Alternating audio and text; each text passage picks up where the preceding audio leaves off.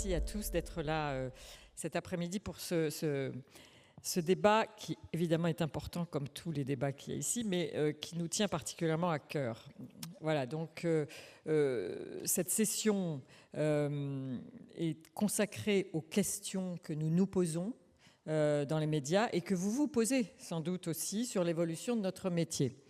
David Dufresne a tweeté tout à l'heure en annonçant ce panel qu'on allait se marrer. Alors, ok, on va essayer de vous faire marrer, même si a priori ça ne me paraissait pas évident, car personnellement je trouve que ce métier est beaucoup plus difficile à exercer qu'aujourd'hui, que lorsque j'ai débuté il y a quelques années. Nous avons intitulé ce panel, cette session « Tous journalistes ». En fait, il y avait un point d'interrogation, il a disparu, mais dans ma tête, il y est toujours. Parce que, bien sûr, vous tous qui surfez sur Internet et sur les réseaux sociaux, vous le savez bien, nous n'avons plus, nous, les médias classiques, et je parle du monde pour commencer, nous n'avons plus le monopole de l'information et c'est une bonne chose. Depuis longtemps maintenant, grâce à Internet, nous sommes confrontés à des sources qui en savent souvent plus que nous. Je suis sûre qu'il y en a beaucoup parmi vous qui sont dans ce cas, qui nous contredisent, qui nous vérifient, qui nous complètent. Et ça, c'est une évolution positive.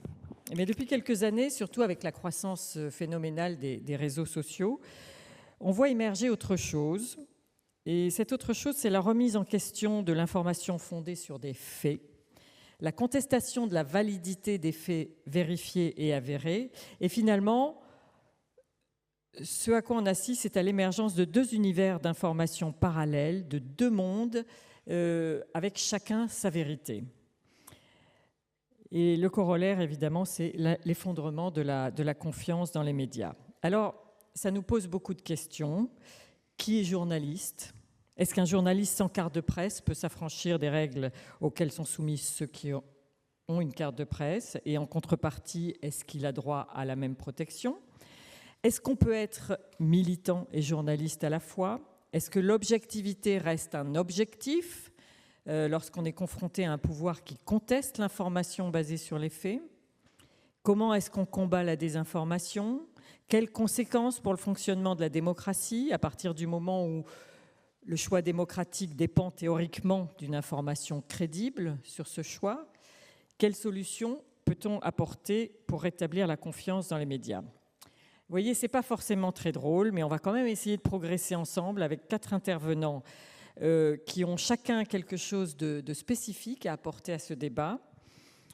Alors d'abord Frédéric Filloux, tout de suite à côté de moi, qui est journaliste, analyste des médias, professeur à Sciences Po et entrepreneur high-tech.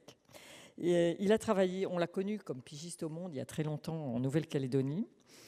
Il a ensuite officié à Libé, à Libération, dont il a même été directeur de la rédaction. Il a créé le quotidien 20 minutes. Il revient de 2 ans passés à l'université de Stanford.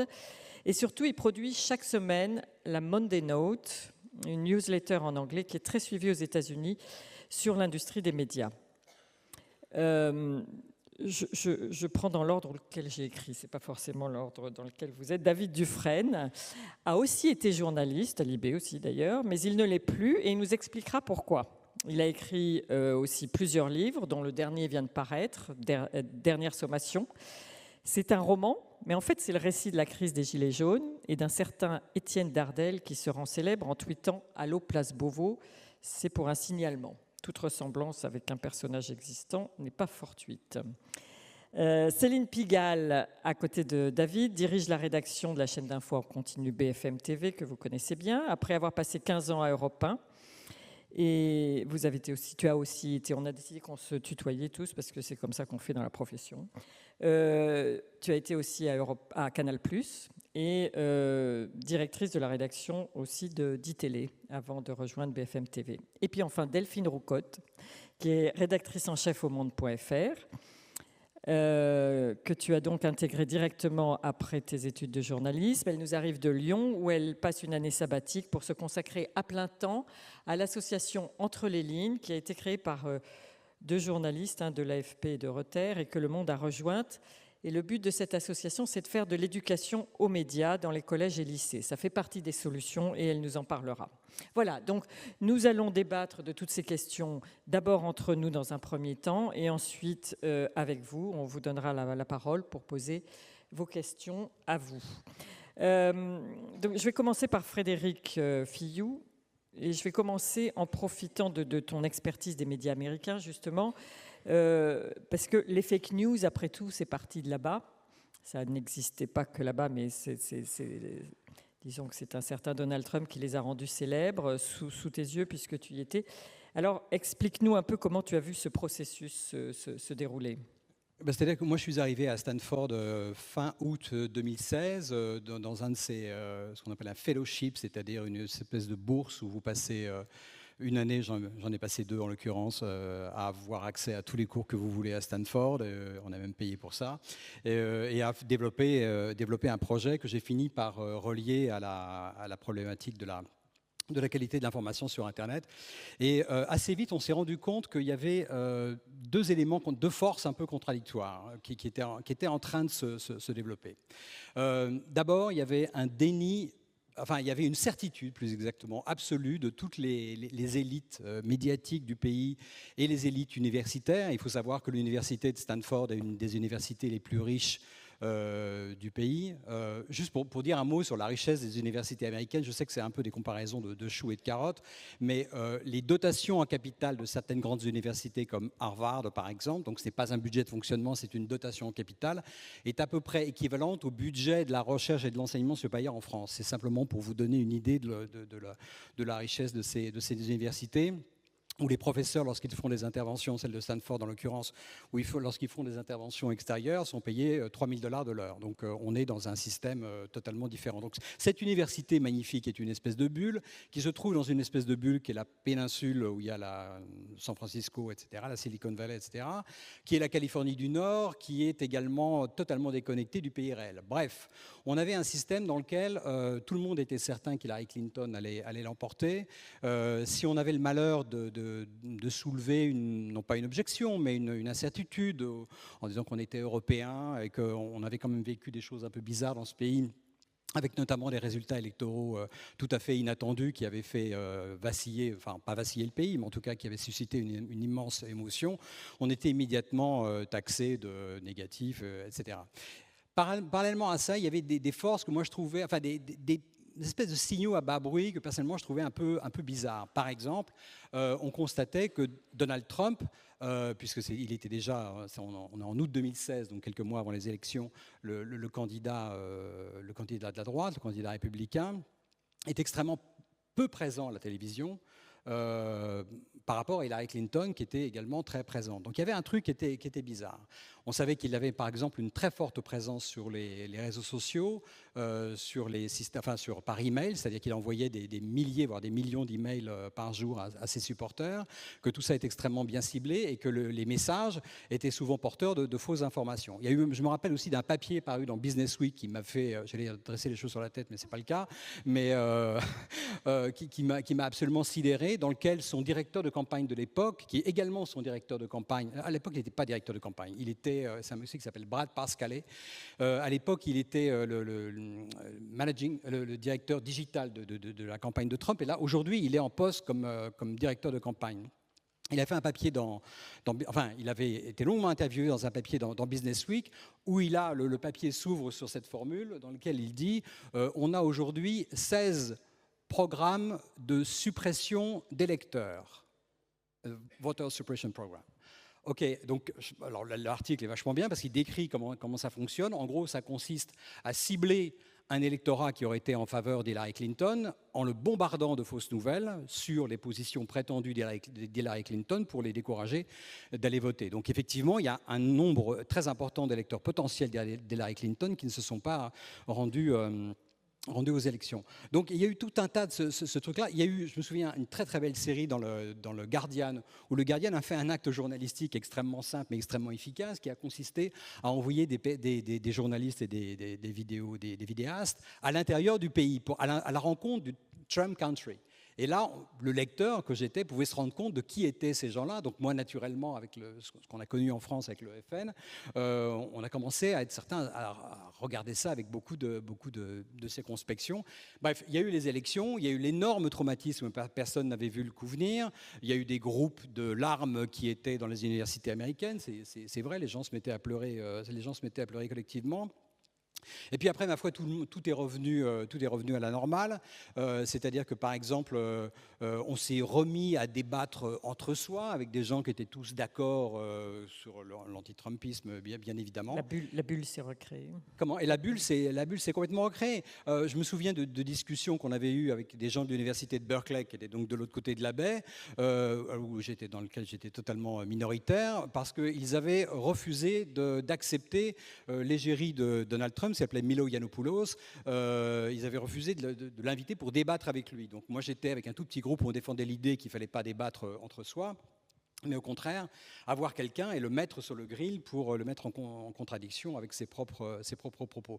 Donc voilà, il y a eu toute cette espèce de phénomène qui s'est soldé par le résultat électoral qu'on connaît. Et le fake news, comment ça a émergé ? Les fake news sont apparues, elles ne sont pas apparues immédiatement. En fait, elles sont apparues avec une espèce d'analyse post-mortem qui a été fait de tout ce qui a été diffusé sur les réseaux sociaux, avec notamment cette espèce de dénégation hallucinante qui a été formulée par Mark Zuckerberg, qui a dit textuellement qu'il faudrait être complètement crétin pour imaginer que Facebook a eu un rôle dans la dissémination de fausses informations, et elles étaient très ingénieusement diffusées.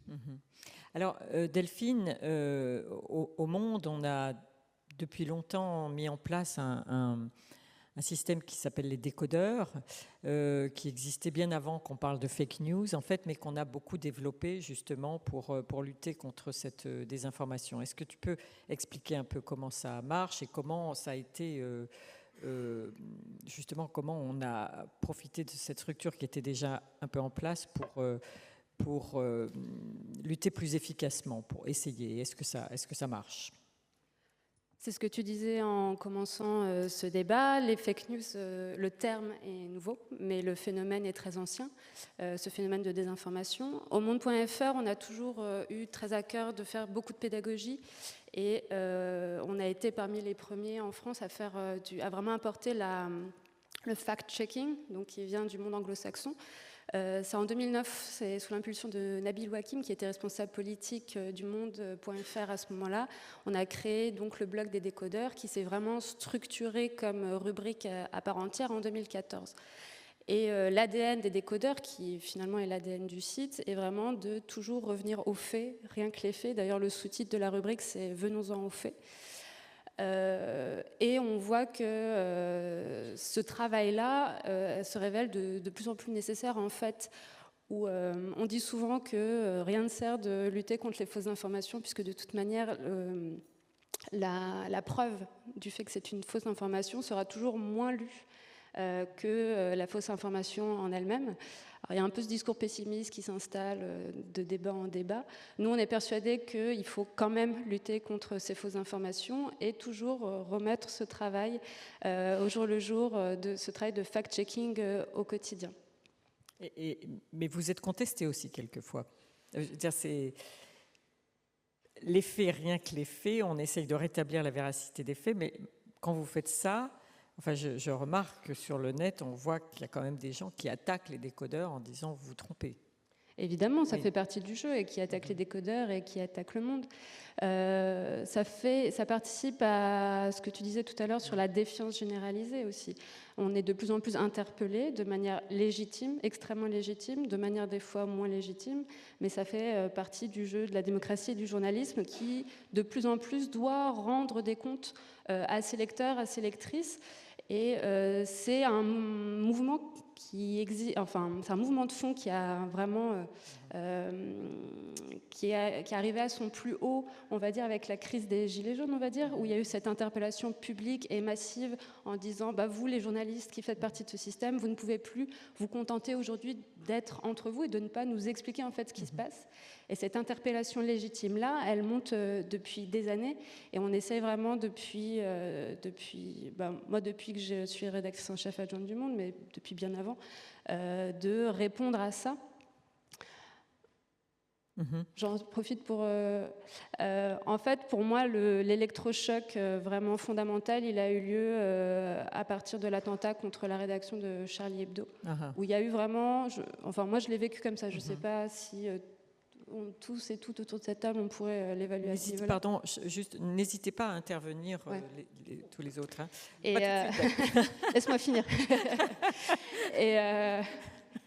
où il y a eu vraiment ce sentiment, enfin plutôt cette prise de conscience totale et fondamentale de beaucoup de journalistes, de la remise en cause de ce modèle de journaliste et la remise en cause de la liberté d'expression. Et il y a eu cette envie très forte dans les rédactions de prendre ça en main et en fait de faire face à nos responsabilités en tant que journalistes, de se dire on ne peut pas se contenter de faire notre travail, ça ne suffit pas, ça ne suffit plus. Et il faut l'expliquer, il faut avoir une transparence vis-à-vis de nos pratiques qui sont, enfin, comme tout métier, c'est de l'artisanat, le journalisme. Hein. On va chercher une source, on va chercher une autre, on va recouper. Et il faut expliquer toujours ce qu'on fait. Et il y a eu ce choix d'aller expliquer notre travail et avant tout d'aller expliquer en classe avec les élèves. Alors, enfin, on en reparlera tout à l'heure. Mais il y a eu une vraie prise de conscience à ce moment-là. Oui, non, c'est important. Alors Céline, je suppose que dans les médias audiovisuels, tu t'es trouvée en première ligne aussi sur cette question des fake news, parce que vous allez beaucoup plus vite que nous en général. Enfin, vous êtes obligés. Enfin, il y a aussi, nous, sur l'Internet, sur le site, sur le numérique, on va aussi souvent très vite. Mais c'est vrai que c'est toujours un risque avec l'image, le son. Alors, comment toi, de là où tu es, tu as vu ce débat monter et comment vous l'affrontez? On parlera plus précisément des Gilets jaunes, évidemment, dans un deuxième temps. Moi, je ne crois pas qu'il y ait une difficulté spécifique à la télévision ou dans l'audiovisuel, parce qu'il y a de l'image. Je pense que toutes les informations peuvent être contestées, toutes les images peuvent être contestées, toutes les mises en forme qui sont faites peuvent être contestées. Ce qui est sûr, c'est que l'accélération du monde, parce qu'il y a une chose qui est très importante pour moi, c'est de dire que les chaînes d'information en continu n'ont pas fait accélérer le monde. Le monde a accéléré, les moyens techniques à notre disposition ont accéléré. C'est-à-dire qu'aujourd'hui, et d'ailleurs ce sont des choses très récentes et des outils qu'on utilise et qui paraissent désormais naturels et qui néanmoins sont encore très jeunes. Nicolas Sarkozy a souvent raconté comment il avait été très surpris parce que pour la première fois, il était suivi par une caméra de BFM TV en 2007. Il a un échange avec un commerçant durant cette campagne et soudain sur son téléphone il voit arriver des messages où certains de ceux qui le connaissent commentent cet échange qu'il vient tout juste d'avoir. Et donc ça c'était il y a moins de 15 ans. Et donc on vit avec cette accélération de la technique, avec aussi cette réduction du monde qu'elle implique, parce qu'aujourd'hui vous pouvez avoir des images d'un tsunami qui s'est produit il y a quelques minutes à l'autre bout du monde et vous êtes d'ores et déjà en direct. Mon souci à moi, c'est de me dire, puisque ces moyens existent, comme d'ailleurs existent désormais les téléphones qui sont dans les poches de chacun et qui permettent de produire de l'image en temps réel et de la diffuser en temps réel, je pense que ça a de l'intérêt que des gens qui prétendent faire ce métier de journaliste se saisissent de ces moyens et essayent, malgré l'immense difficulté que ça représente, et ça je le concède bien volontiers, de faire du journalisme en temps réel, de recouper, de mettre en perspective, d'appeler des sources. Je voulais rebondir sur ce que tu disais à propos du moment qui t'a paru être le moment de rupture. Sans doute que je suis un petit peu plus vieille, donc pour moi le moment de rupture il est arrivé en 2005 avec le référendum européen, qui a été un de ces premiers moments où, au fond, un groupe, une élite et des journalistes qui faisaient partie de ce groupe étaient, en toute bonne foi, convaincus que l'Europe, c'était la solution, que ce traité, c'était la seule voie viable, et que donc, il fallait je pense que d'ailleurs personne ne s'était dit, il n'y avait pas de programme, c'est bien ça le problème, c'est qu'ensuite on a pu croire, on a pu prétendre qu'il y avait des complots, et il n'y a évidemment pas de complot, mais il y a des gens qui pensaient la même chose dans les rédactions et qui voulaient plutôt encourager le vote en faveur de ce traité. Et là, il y a eu un moment de grande rupture. Et je voudrais dire que pour moi, il y a deux choses, il y a deux volants. Il y a d'abord le fait que notre système démocratique, notre organisation générale s'est cassée. Il s'est cassé profondément parce que, par exemple, l'école ne remplit pas tout à fait le rôle qu'on voudrait qu'elle remplisse de promotion sociale. Parce qu'il y a des gens à qui on dit ce système dans lequel nous vivons est le système le meilleur possible, vous en profitez tous, vous devez vous féliciter de vivre dans ce système. Et il y a des gens aujourd'hui qui pensent que ça n'est pas vrai, que cette organisation ne leur profite pas, ne leur profite plus. Sans doute d'ailleurs que les choses se sont aggravées avec la crise de 2008, d'un point de vue purement économique. Il y avait des considérations d'éducation, il y a des considérations purement pécuniaires, il y a des gens qui, et on l'a vu évidemment dans l'Amérique de Trump, considèrent que cette organisation qu'on leur vend comme la plus favorable ne fonctionne plus pour eux, les exclut. Et à cela, il est facile du coup d'offrir une forme de monde parallèle. Et les journalistes, ils sont liés à ce système, pas qu'ils veuillent faire partie d'un système, pas qu'ils veuillent faire partie des puissants, pas qu'ils veuillent dire la loi ou dire aux autres ce qu'ils doivent penser, mais ils sont part de ce système parce que dans le système démocratique, la presse est un des pouvoirs acceptés, ou peut-être en tout cas un contre-pouvoir, qui fait partie de l'organisation générale. Et donc, les gens qui rejettent, qui se sentent écrasés par ce système, qui ont le sentiment que pour eux, il ne fonctionne plus, ils rejettent tout ce qui en fait partie, et notamment les journalistes. Et à ce moment-là, évidemment, les fausses informations ont toujours existé. Évidemment, on a toujours tenté de diffuser des choses erronées pour manipuler l'opinion. Mais évidemment aussi, avec les outils modernes, on peut faire ça de manière beaucoup plus développée. Et on surfe par ailleurs sur une opinion ou sur une partie de l'opinion qui a envie de croire qu'une autre vérité est possible puisque celle-ci est si peu satisfaisante. Et de ce point de vue-là, je trouve que la chaîne pour laquelle je travaille est un endroit particulièrement passionnant parce que BFM TV ne faisait pas tout à fait... Quand la chaîne a surgi, d'abord elle a moins de 15 ans, donc c'est une chaîne très jeune, et elle a beaucoup irrité quand elle est née et quand elle s'est imposée dans le paysage, elle continue d'ailleurs, et elle a été très contestée, y compris par la profession. Parce que, précisément, est-ce que l'image est une information fiable? Est-ce que quand on va vite, on peut bien faire? Est-ce que le live, ça n'est pas un instrument périlleux? Enfin, il y avait plein de raisons pour ça. Et pourtant, elle avait, cette chaîne, de mon point de vue, une grande vertu, c'est de continuer de s'adresser à l'ensemble de la population et de ne pas précisément être une chaîne de l'élite ou uniquement pour l'élite. Et une chaîne, malgré tout, que regarde aussi l'élite pour cette raison, parce que c'était là qu'étaient représentés un certain nombre des sujets qui intéressent le grand public, on va dire, et le grand public lui-même, qui avait l'occasion de s'exprimer sur cette antenne, comme il avait très peu l'occasion de s'exprimer sur les antennes statutaires de télévision, par exemple, ou de radio. C'est-à-dire, on pouvait faire des duplex avec des gens à qui on donnait plusieurs minutes d'antenne. Et donc, je pense que c'est aussi pour ça que cette chaîne a autant souffert dans la récente crise, parce qu'il y avait une promesse d'être peut-être plus à l'écoute de ce grand public, plus représentatif d'une certaine partie de la population. Et quand est arrivée la fameuse crise que nous avons traversée l'année dernière, ceux qui se révoltaient ont trouvé que ça n'était jamais suffisant, jamais assez bien, jamais autant qu'ils l'auraient souhaité leur point de vue représenté. Et ce qui est aussi frappant, c'est que BFM TV a été la chaîne qui, donc, la première, a permis à un certain nombre de gens de s'exprimer sur l'antenne qui n'auraient pas eu accès à d'autres antennes, ou en tout cas pas avec des formats de telle liberté. Mais évidemment, sur ce créneau, d'une certaine façon, elle est aujourd'hui au-delà de concurrencée par les réseaux sociaux, par Internet, par la capacité qu'a chacun à s'exprimer via un simple téléphone. Très bien, oui. C'est très intéressant ce panorama. C'est aussi cette... on voit bien à quel point les journalistes font partie de ces élites qui ont été au cœur de toutes ces crises, et pas seulement ici, enfin aux États-Unis aussi, et, y compris à leur corps défendant. Alors David, toi tu as transformé un récit en roman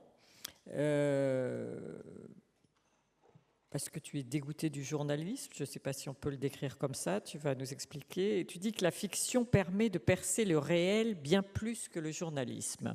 Alors, d'abord, pourquoi tu ne veux plus être, ou tu ne te considères plus comme journaliste? Et puis, non pas que ça soit obligatoire, hein, mais comment, dans cette confusion entre la fiction et le réel, je trouve qu'on est là aussi au cœur de notre sujet. Comment le lecteur s'y retrouve si on lui dit que la fiction, c'est mieux pour décrire le réel? Ok, je vais essayer d'être plus court que Frédéric Filiou. Le garçon est charmant. Et je vais commencer par une anecdote qui lui rend hommage, et je vais tout de suite répondre, évidemment. On est en 93, rue Béranger, une petite rue charmante, derrière la place de la République, dans un local qui s'appelle Libération, qui est un ancien garage. Il y a une vis, comme ça, pour monter. Et dans cette vis, il y a une petite pièce vitrée qui est fermée à clé tous les midis par Frédéric et par son équipe, car il y a à l'intérieur un truc, on est en 93, il y a à l'intérieur un truc qui est incroyable, un modem. Il y a Internet. Et entre midi et 2, de temps en temps, Frédéric me confie la clé et je découvre Internet. Eh bien, cette image, aujourd'hui, évidemment, elle est moins vraie, mais des gens comme Frédéric qui très vite ont compris dans la profession que Internet était une nouvelle forme possible d'information, ils sont très rares. Et il y a toujours eu cette idée de fermer à clé, cette parole qui pouvait arriver par ailleurs, par d'autres canaux, qui n'étaient ni le courrier des lecteurs, ni les interviews, ni les invités télé, etc. Et donc je m'inscris totalement en faux sur ce qui a été dit. Non, vous n'êtes plus... Le journalisme, hélas, n'est plus un contre-pouvoir. Plus du tout. Plus du tout. Quand Chirac meurt, vous ne parlez que de Chirac alors qu'il y a Rouen. C'est tout. Quand un de vos chroniqueurs... Je ne veux pas vous accabler parce que je sais que vous avez beaucoup de courage. Non, par ailleurs, je répondrai bien volontiers, mais voilà. Je vous laisse finir d'abord. Ouais. Ah ouais. Quand par exemple... alors je vais le dire autrement. Non, je vais pas pointer du doigt chacun des chroniqueurs judiciaires de BFM. Encore qu'il y en a quand même un, Dominique Rizet, qui est encore... On ne parle pas que de BFM non plus. Non, pas du tout. Non, mais pourquoi ? On a un chroniqueur judiciaire qui est capable de dire il y a quelques jours que Malik Oussekine n'est pas mort des suites des coups de la police. Ça, c'est de la fiction, de dire une chose pareille. Donc c'était une erreur, une grave erreur, je le reconnais voilà. volontiers avec vous. Erreur, fake news, pour moi... Non. Et pourquoi ? Pourquoi d'un côté ce serait plus grave que de l'autre ? Parce qu'il n'y a pas de manipulation. Parce qu'il l'a reconnu le lendemain, parce qu'il s'en est excusé. Pardon, mais les gens qui propagent des fake news à dessein ne s'en excusent pas, bien au contraire. Moi, j'ignorais qu'il s'en était excusé. On ira vérifier ça. Voilà, surtout comment. D'où voilà. du bien fondé de la vérification. Non, mais pourquoi je dis ça ? Parce que, en fait, il se trouve, comme ça, je vais tout vous raconter, que moi, j'ai précédé Céline. Il y a quelques années dans une chaîne d'information iTélé. Alors c'était une période un peu particulière, on voulait être une chaîne rock d'info. Bon, ça a été complètement... C'est cool, c'est la préhistoire. J'ai vu, pendant 3 ans, j'ai vu que la fabrication d'un journal télévisé, c'était... Les circonstances de la mort de Malik Oussekine ne font aucun doute. Pour ces faits, 2 policiers ont été condamnés à 5 ans et 2 ans de prison avec sursis. Toutes mes excuses pour ces propos qui étaient une erreur. 10 retweets. Non mais... Retweeté par le compte de BFM. Très bien. C'est à l'antenne ? C'est retweeté. C'est absolument à l'antenne. Très bien. Alors, contact. Super. Je vais dire les choses comme elles sont. J'ai été interpellée par David sur Twitter à ce sujet. Ah merde. J'ai donc appelé... Oui. Oui. Et j'ai donc appelé Dominique. Je lui ai demandé de produire ce tweet. J'ai demandé au compte internet de BFM TV, qui est plus puissant aussi sur ce type de choses, de le retweeter. Et ses excuses ont été présentées à l'antenne. Et c'était important de le faire. Je suis d'accord. C'est très intéressant. Je te laisse reprendre le débat, David, bien sûr. Je veux juste souligner à quel point on est là exactement au cœur du débat, parce qu'il s'agit des faits. Voilà. Et donc là, il y a des faits qui sont incontestables. Il y a eu une erreur, la vérité a été rétablie, et la vérité est incontestable. Mais très souvent, c'est beaucoup plus compliqué, la vérité. Bien sûr qu'il s'agit des faits, mais deux petits exemples. Informer, c'est mettre en forme. Donc, on doit questionner la mise en forme. La mise en forme par BFM, leader incontestable sur le marché de l'information en continu, ça a une responsabilité, et surtout, ça donne du sens. Voilà, des émissions de talk-show à longueur de journée où rien n'est vérifié, où tout est asséné n'importe comment, n'importe quoi, à n'importe quel moment. Excusez-moi, ça fait partie de la désinformation. Si on veut parler des fake news, qui sont une calamité, je suis d'accord. Parlons aussi du reste, du fait que oui, on ne dit rien sur Rouen. Ce matin, il me semble que vos équipes, et aucune équipe d'aucune chaîne d'information, me semble-t-il, j'espère qu'il n'y aura pas un démenti, n'était au centre commercial de... Mais bien sûr que si, on a diffusé les images ce matin, en fin de matinée. En fin de matinée, ah, c'est bien. Ben oui. Okay. Mais le problème, c'est que sur ces sujets-là, il faut aussi être factuel. Je réponds sur l'histoire de Rouen parce que comme ça, vous en aurez le cœur net. Ouais. Le jeudi matin, on avait fait une émission spéciale avec, c'était terminé très tard. Je me lève un tout petit peu plus tard que d'habitude et je découvre cet épisode à Rouen. Je m'entretiens avec le rédacteur en chef qui est en régie et je lui dis, on n'en fait pas suffisamment. C'est très très grave. Tu vois bien que cette image est insensée, qu'on n'a aucune information, il faut donner de l'information aux gens. Et il me répond, c'est toute la difficulté de l'information continue, c'est qu'à la fois, tout le monde trouve que ça va trop vite, mais nous sommes désormais habitués à ce que ça aille très très vite, et donc on veut des réponses tout de suite. Il me dit, la difficulté, c'est que tous les gens sérieux que j'ai appelés ce matin ne veulent pas se prononcer pour l'instant, ne veulent strictement rien en dire, parce qu'ils n'ont pas d'éléments qui leur permettent de commenter. Et donc, en effet, au départ, bien qu'on ait d'évidence sous les yeux quelque chose de très important, voire de grave, on n'a pas les moyens tout à fait de commencer à informer, ou en tout cas pas dans la proportion dans laquelle on voudrait le faire, c'est-à-dire qu'on voudrait d'entrée de jeu partir très largement sur l'antenne sur ce sujet. Et donc, à mesure que les choses avancent, ça fait partie des choses aussi qu'on pourrait nous reprocher. La première personne qui veut bien s'exprimer sur ce sujet, c'est la préfecture. Et dans le fameux système, dans notre organisation, la préfecture a son mot à dire sur ce sujet et c'est assez naturel qu'on se tourne vers les autorités pour leur demander. Mais vous voyez bien aussi comment, aussi sec, on nous dit vous donnez la parole aux autorités, mais leur parole est-elle crédible, est-elle sérieuse, est-elle suffisante? Il faut que d'autres s'expriment. C'est là où c'est important, la théâtralisation, la dramatisation, la construction de l'information. En effet, quand vous attendez que la première parole qui soit donnée soit toujours la parole officielle, non, mais c'est pas le cas. Vous donnez un sens aux choses. Oui, mais c'est pas le cas. Tout. Moi j'aurais préféré. Dès 4 heures du matin, vous avez sur Twitter, sur Facebook, des gens qui postent, qui disent je fuis Rouen en voiture. Vous pouvez les contacter, mais ces gens-là. On les joue, ces images, et on prend contact avec ces gens-là, et on diffuse leurs témoignages. Regardez l'antenne ce matin-là, c'est vraiment ce qu'on fait. Et moi, du moment où je vois que cette situation a démarré, je dis, il ne faut plus parler que de ça. Dans la matinée, petit à petit, les autres sujets sont évacués, et on ne fait plus que ça. Et puis, nous apprenons la mort de Jacques Chirac. Et donc, en effet, c'est aussi un événement rare, c'est aussi un événement important. La mort d'un président, j'entends. Oui. La mort d'un président, pardonnez-moi, qui ne s'était pas produit, pardon. Effectivement, ça aurait pu prêter à confusion. Le fait qu'un président qui a été en exercice pendant 12 ans décède, ce n'est pas une chose commune non plus, vous pouvez en convenir avec moi. Et donc, nous traitons cette information très largement ce jour-là. Le soir même, je me souviens à Bruce Toussaint, regarde la une de Paris-Normandie. Cette actualité a disparu de l'écran à la faveur de l'autre événement. Il faut absolument qu'on montre cette une pour signifier que nous sommes détournés de cette situation, mais dès demain, nous retournerons traiter très largement. Vous savez, le paradoxe aussi avec BFM TV, c'est que dans le même temps où elle est tellement contestée, c'est toujours d'elle, ou de ces chaînes-là notamment, qu'on attend la plus grande responsabilité, et moi je l'assume volontiers, mais qu'on attend aussi quelque part qu'elles nous disent le monde. Pendant ce temps-là, sur le site internet de BFM TV, évidemment sur le site du Monde, sur d'autres radios par exemple, des choses continuent à être dites sur Rouen. C'est pas comme si c'était le blackout par ailleurs.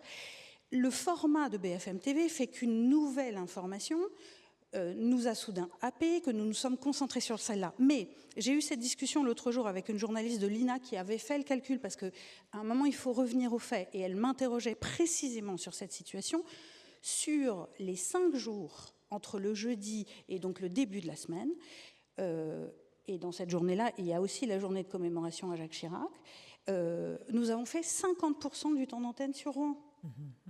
Et donc, après, oui, cet événement est survenu, nous l'avons traité. Pendant un temps, sur l'antenne, et ça n'est pas vrai sur le site, et ça n'est pas vrai par exemple de ce que nous faisons sur les réseaux, parce que nous sommes aussi présents comme marque d'infos sur les réseaux. Nous avons continué à traiter de l'actualité de Rouen, et nous sommes encore présents à Rouen en ce moment même, où on n'a pas, par exemple, aujourd'hui d'informations nouvelles, mais les équipes sont maintenues parce qu'on voit bien que ça va durer et qu'on va continuer à poser des questions pendant plusieurs jours. Alors, David, je voudrais venir à un point que tu évoques dans ton livre sur la crise des Gilets jaunes et sur l'information et l'opinion publique. C'est vrai qu'il y a un moment, pendant la première période, où on est plutôt où le sujet de l'actualité, c'est plutôt les violences dont sont la cible les policiers. Et puis, à un moment, l'opinion se retourne complètement et le sujet devient, et il l'est depuis majoritairement, les violences policières. Comment est-ce que toi, de là où tu étais, puisque toi, ton travail, c'était donc, en fait, la mission que tu t'étais fixée, c'était de recenser les violences policières. Comment tu expliques, comment tu peux décrypter ce retournement? Alors, par quel mécanisme, je veux dire oui. Le suivisme, la paresse de la presse. C'est-à-dire qu'en effet, alors je sais que Céline Pigalle donnera l'exemple d'un reportage qui a été diffusé début décembre. Bon. Mais globalement, en effet, début décembre, moi je vois sur mon fil Twitter apparaître des images que je ne vois pas ailleurs, que je ne vois pas là où ça compte. C'est-à-dire que je n'entends pas ça dans les matinales des radios, je ne vois pas ça sur BFM. Je parle là de violences policières absolument gravissimes. In fine, on en sera à 24 personnes qui ont perdu un œil pour avoir manifesté, 5 une main pour avoir manifesté. Aucune d'entre elles n'est poursuivie pour des dégradations, etc., etc. Et pendant un mois, moi, je vais effectivement recenser dans la solitude la plus totale, parce que à la fois je suis sidéré. D'abord, évidemment, par les violences policières, par l'usage d'armes dont on saura par la suite que certaines sont cataloguées armes de guerre, comme le LBD, comme la grenade Gliev 4 qui arrache des mains. Le silence médiatique qui autorise le déni politique. Et c'est là où je parle de conditionnement, c'est-à-dire de monde entre soi et de cette presse qui ne joue plus le rôle de contre-pouvoir. Les fake news viennent des réseaux sociaux, mais des réseaux sociaux peuvent venir aussi une parole extraordinaire. C'est-à-dire que moi, en fait, qu'est-ce que je faisais? Je regardais ce qui se disait sur Facebook ou sur Twitter. Comme il y a 20 ans, j'allais à Saint-Bernard, où vous étiez là aussi. Ah, comme quoi, voilà. Ça peut mal tourner, c'est ça? Pas du tout. Ça, voilà, c'est la vie. Comme on allait dans des AG, comme c'est un endroit extraordinaire. Je veux dire que Facebook, c'est les plus beaux cahiers de doléances des années 2018-2019. Enfin, il faut lire les commentaires, il faut lire la souffrance sociale. Elle est là, elle est racontée là, elle est racontée sur les ronds-points. Bon. Et personne n'en parlait. Et puis à un moment donné, on en a beaucoup parlé, et très tôt. Tu as peut-être passé trop de temps sur Facebook et pas assez. Non,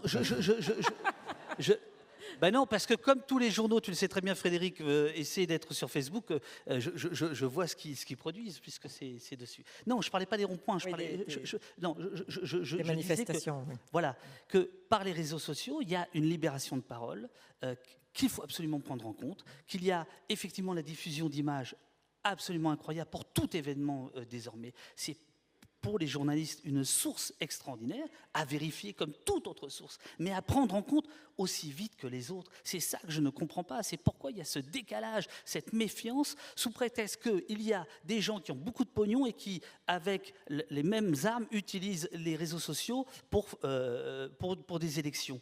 Je pense qu'on peut faire quand même la distinction entre les deux. Et donc, qu'est-ce qui s'est passé au bout d'un mois et demi ? Il y a eu envoyé spécial qui s'est mis à parler de mon travail. Il y a d'autres, le média, etc., etc. Et tout d'un coup, avec d'autres, je pouvais expliquer ces violences policières, je pouvais les mettre en contexte. Et là, tout d'un coup, on est passé, début janvier, à tout à fait autre chose. Et c'est pour ça que je parlais de suivisme, c'est-à-dire que tout d'un coup, les gilets jaunes, ça n'était plus que les violences policières. Or, ça n'était pas que les violences policières, mais ça l'était aussi. Donc, si vous voulez, pendant un mois, rien. Pendant 2 jours, Rouen, rien. Puis tout d'un coup, on en parle beaucoup. C'est cette façon de travailler qui fait que moi, effectivement, je ne me reconnais plus dans le journalisme. Cette idée, Céline vient de le dire, on décide de parler d'un sujet par jour. C'est évidemment la grande force de BFM, mais c'est son immense faiblesse. C'est-à-dire qu'il n'y a pas qu'un seul événement par jour qui se passe dans le monde, de mon point de vue. Et tout est comme ça. Et comme BFM dit, on parle de ça, tout le monde parle de la même chose. Parce que pas vrai, mais c'est pas vrai.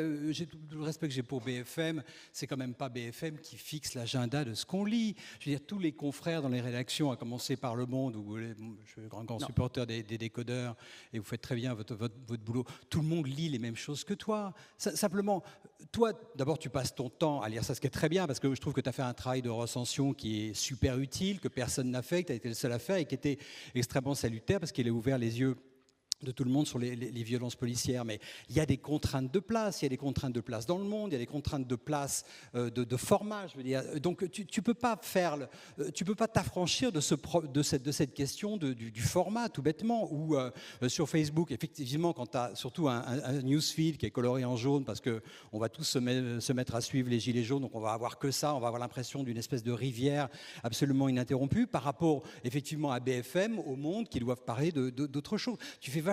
Tu simplifies énormément le problème. Non, la vérité, c'est que je reload 20 fois par jour la une du Monde. J'adore la une du Monde. Je lis le Monde en entier. Je suis abonné. Mais là, on parle de tendance. Évidemment, si on rentre dans les détails. Le Monde, c'est particulier. Le Monde, vous êtes 450. Donc évidemment qu'il y a une variété. On ne parle pas de ça. On parle du reste. L'appauvrissement de Libération, des radios. Enfin, je veux dire... Frédéric, par rapport à il y a 20 ans, la diversité, c'est plus, oui, c'est plus pareil. On le regrette tous, mais on le regrette pas voilà. On le regrette pas forcément. On regrette l'époque où on avait les moyens, où ton journal avait beaucoup plus de bureaux qu'il avait, où à Libération, il y avait 3 fois le nombre de gens qu'il y a aujourd'hui. Sauf que ça n'existe plus aujourd'hui. Donc voilà. Et moi, je suis pas d'accord de la manière dont vous parlez des médias. Ça n'existe pas une entité comme ça, univoque qui serait les médias. Il y a plein de titres différents qui ont des pratiques différentes. Et évidemment, on parlait du Monde tout à l'heure, de BFM tout à l'heure, il y a une multiplicité de médias. Ça n'a juste aucun sens de dire personne n'a parlé de Rouen. On ne peut pas affirmer une chose pareille, c'est un mensonge. Non, j'ai pas dit que personne n'avait parlé de Rouen. Si, j'ai dit que dit pendant 2 jours, personne n'en a parlé au moment où parlé. ça se passait. Mais c'est faux, c'est totalement faux. Mais à ce moment-là, il faut arrêter de regarder les médias que tu n'aimes pas. Il faut regarder ceux qui sont dans lesquels tu te retrouves. Je les regarde tous, mais tous. Si vous imaginez pas, je passe ma vie à lire Le Figaro, Libé, Le Monde, BFM. Se torture lui-même. C'est une souffrance. Ce garçon est en souffrance. Non, mais si vous... Alors, non, mais après, il y a quand même une chose importante. Je parle de tendance lourde. Je parle de tendance lourde. Évidemment que si on rentre dans les détails... Non, tu parles de conditionnement. Moi, le terme qui m'a fait sursauter, discrètement, vous noterez, mais c'est le mot conditionnement. Mais je l'ai fait exprès. Ah, okay. Voilà. Non, mais il y a une chose fondamentale quand même qui est dite à travers tout ça, je crois, et qui nous interroge tous, c'est comment on fait pour être en phase avec l'ensemble du pays, avec l'ensemble de la population, pour faire remonter... Vous voyez, et il y a quand même d'évidence... Sur l'aspect pur des violences policières, on a déjà eu cette discussion avec David Dufresne, je ne vais peut-être pas vous embêter longuement avec ça. Moi, j'ai essayé d'expliquer que pendant la première fois où on a commandé un sujet à propos de violences policières, c'était à peu près début décembre. Et la première fois où on a publié un sujet, c'était mi-décembre, le temps de le fabriquer, parce que c'est vrai... Face à toutes ces images qui arrivaient sur les réseaux, on se disait on ne peut pas juste prendre ces scènes, il faut qu'on déconstruise ce qui s'est passé, qu'on parle aux différents acteurs et qu'on essaye de comprendre comment on arrive à ça et pas seulement accuser. Mais la raison pour laquelle on ne s'est pas d'abord préoccupé de ce sujet, c'est que d'abord, pendant 15 jours, 3 semaines, les images qu'on avait sous les yeux, c'était d'abord des images où la police était absolument débordée, où le maintien de l'ordre était absolument plus assuré, où ça brûlait de partout. Et donc, pendant presque un mois, la seule considération, c'est vrai, on était parti dans une direction, finalement, on avait un angle pour aborder le sujet qui était pourquoi est-ce que la police n'y arrive pas ? Pourquoi est-ce qu'elle est à ce point débordée ?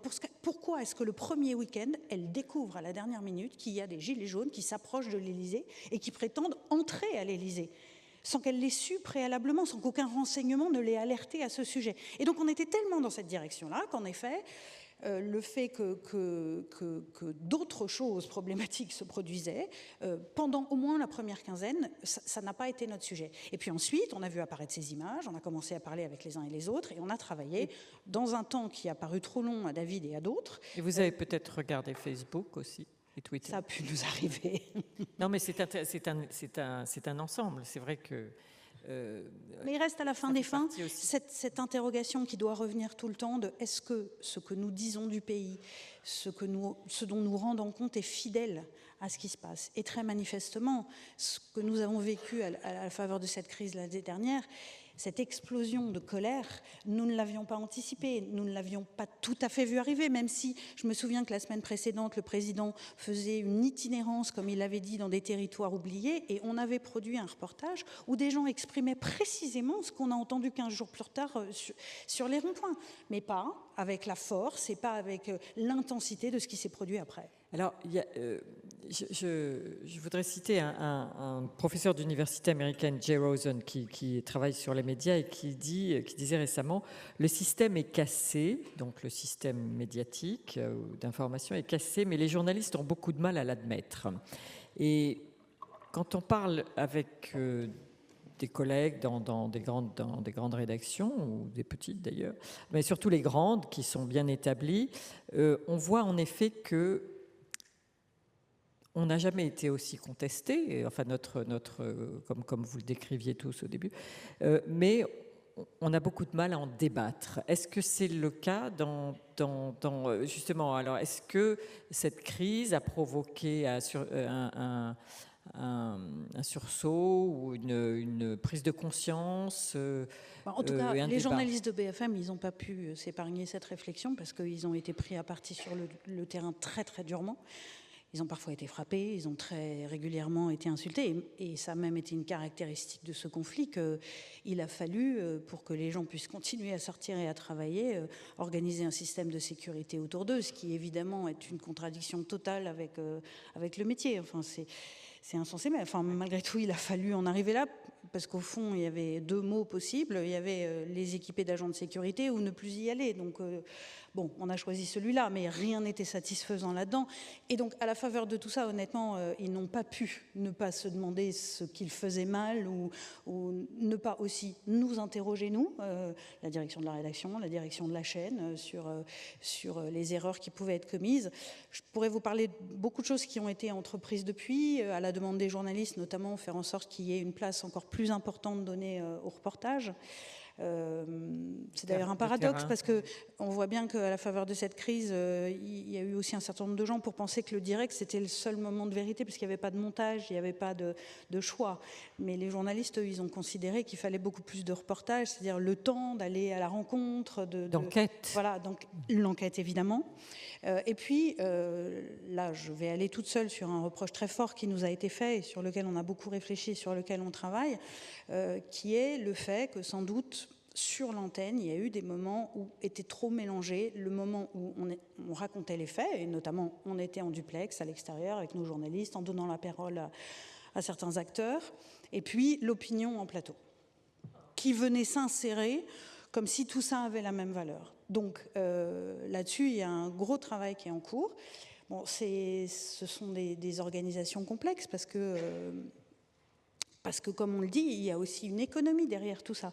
Et que pour avoir encore plus de journalistes qui apportent encore plus d'informations en plateau, il faut avoir une rédaction encore plus importante quand vous êtes une chaîne qui est ouverte de tôt le matin à tard.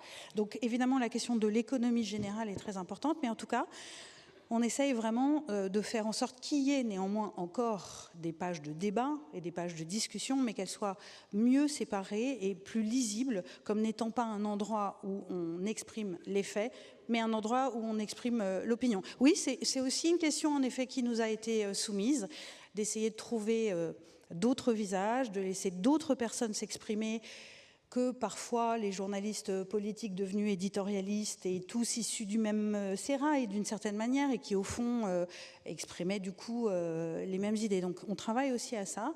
Bon, on n'est jamais un paradoxe près parce que une des choses qui nous a été très sévèrement reproché l'année dernière était d'avoir envisagé de prendre comme une parole en plateau avec nous, auprès de nous, Ingrid Levavasseur, qui faisait partie des Gilets jaunes. Donc tout ça est toujours très compliqué. Mais en tout cas, oui, sur ce sujet, on essaye de progresser.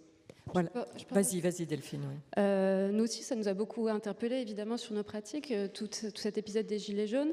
Et pour moi, ça a beaucoup remis en cause le principe même du direct, en fait.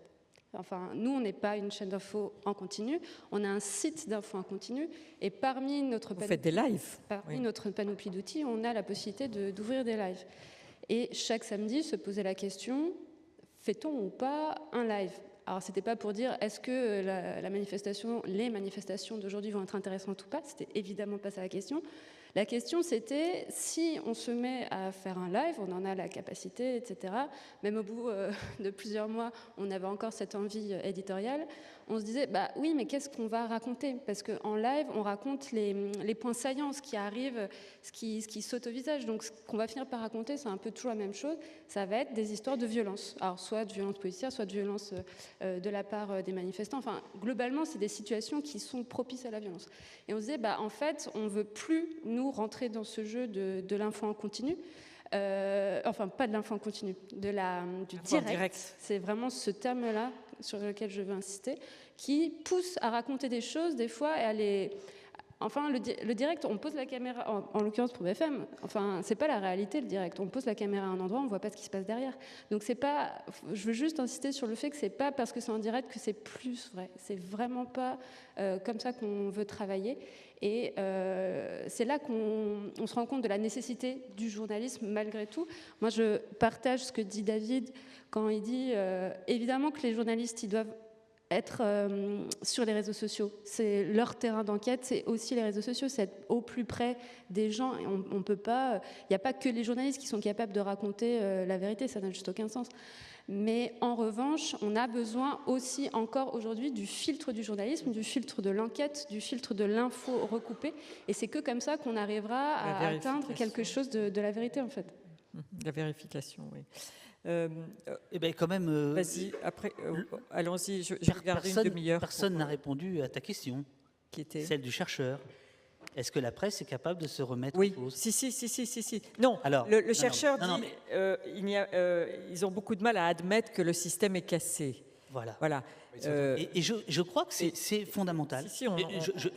Moi, je reconnais répondu d'une certaine manière. Je reconnais tout à fait que BFM TV, de tous les médias qui comptent, est celui qui a fait son examen de conscience et qui l'a expliqué à l'instant. Ça vient d'être fait, mais ça avait déjà été fait là-dessus. Mais je crois que effectivement, cette question est centrale. C'est-à-dire que si les journalistes ne veulent pas reconnaître que par la précarité de la presse, c'est-à-dire le fait qu'aujourd'hui, je tairai le nom du journal, un journaliste, quand il part en reportage, c'est lui-même qui paie ses frais de reportage, parce que la rédaction ne peut plus les lui avancer et qui sera remboursé 1 ou 2 mois plus tard, évidemment qu'il n'y a plus de reportage. Et s'il n'y a plus de reportage, de mon point de vue, il n'y a plus de journalisme. Pour moi, le journalisme, c'est surtout le reportage. C'est, comme disait Brel, aller voir, aller sur le terrain. On est d'accord, là, on est tous d'accord. Bien sûr, mais tout à l'heure, je sentais que j'avais un peu attaqué, et là, c'était non, on ne peut pas dire ça, etc. Non, je crois qu'on a un débat assez ouvert, là, il me semble. Mais c'est très bien qu'on soit tous d'accord sur l'intérêt du terrain et de la vérification. Et finalement, ça, ce sont des piliers du journalisme. Frédéric, tu as fait une Monday Note sur le rôle de Facebook dans ces éruptions, soit de violence, soit les insurrections électorales, comme on les a appelées, c'est-à-dire ces élections dont les populistes souvent sont sortis gagnants. Est-ce que tu peux nous dire un petit peu ce que tu as trouvé ? C'est une observation très scientifique, en fait, que tu as faite sur le rôle de Facebook. L'observation scientifique, elle a été faite par... je ne vais pas m'aventurer sur ce terrain, parce qu'il y a eu des rapports qui ont été faits par des fondations avec une observation scientifique beaucoup plus rigoureuse que ce que j'ai pu observer. Facebook est un amplificateur de toutes ces choses, de tous ces phénomènes-là. Il y a des pays où Facebook est instrumentalisé. Il y a un rapport qui est sorti il n'y a pas très longtemps de Oxford Institute, Internet Institute à Oxford, qui indique qu'il y a 70 pays dans le monde, je ne savais pas qu'il y en avait autant, qui sont engagés dans des entreprises très actives de ce qu'on appelle les misinformation. De désinformation. De désinformation et de fausses informations, de diffusion de fausses informations. Et le vecteur principal, ça reste toujours Facebook. Moi, ce qui me gêne un peu dans ton attitude et dans ton espèce de vénération sur le cahier de doléances live qui s'écoule sur Facebook, c'est que tu succombes également à un filtre. C'est-à-dire qu'ayant suivi avec l'assiduité qu'on te connaît, le systématisme et la persévérance qu'on te connaît, qu'on apprécie chez toi, tout ce qui s'est passé autour des Gilets jaunes, tu es quand même d'accord avec moi que ton fil Facebook, ton newsfeed, c'est terriblement coloré. Donc toi-même, tu es victime d'un filtre qui est horriblement biaisé et qui va amplifier énormément de choses. C'est pour ça que par rapport à la question du terrain, moi je continue, alors c'est peut-être un truc de vieux con, mais moi je continue à plutôt vénérer le terrain, c'est-à-dire aller voir, aller raconter, avoir une approche un petit peu plus distanciée pour par exemple par rapport à des gilets jaunes qui vont avec beaucoup de légitimité, beaucoup d'émotions, beaucoup de choses qui méritent d'être écoutées, raconter leur quotidien, raconter leur déclassement, parce que tu ne l'as pas dit tout à l'heure, mais il n'y a pas eu deux phases, une violence contre la police, une violence contre les manifestants. Il y a eu aussi cette phase initiale qui était où on a tous découvert, il faut quand même avoir l'honnêteté de le reconnaître, le fait qu'il y avait toute cette France déclassée qui commençait à se rassembler autour de ces ronds-points. Donc ces gens-là étaient véhiculer une émotion authentique, mais qui pouvait être aussi, je ne dirais pas contrebalancée, mais qui pouvait être un peu mise en perspective par le fait que, je suis désolé de le dire, mais par les papiers économiques, on va expliquer que la France est le champion du monde des transferts sociaux, etc. etc. Enfin, et c'est des choses qu'on ne voit pas sur Facebook. Donc tout ton prisme qui est je construis mon raisonnement, je construis mon truc sur Facebook, me semble vachement biaisé d'une certaine façon. Je suis clair ? Ah, très clair. Alors David, et puis après on passe à... Je voudrais qu'on parle, avant de vous donner la parole, je voudrais qu'on parle très clair, mais solutions. Frédéric, qui m'a donc mis à Internet, c'est quand même que je suis pas...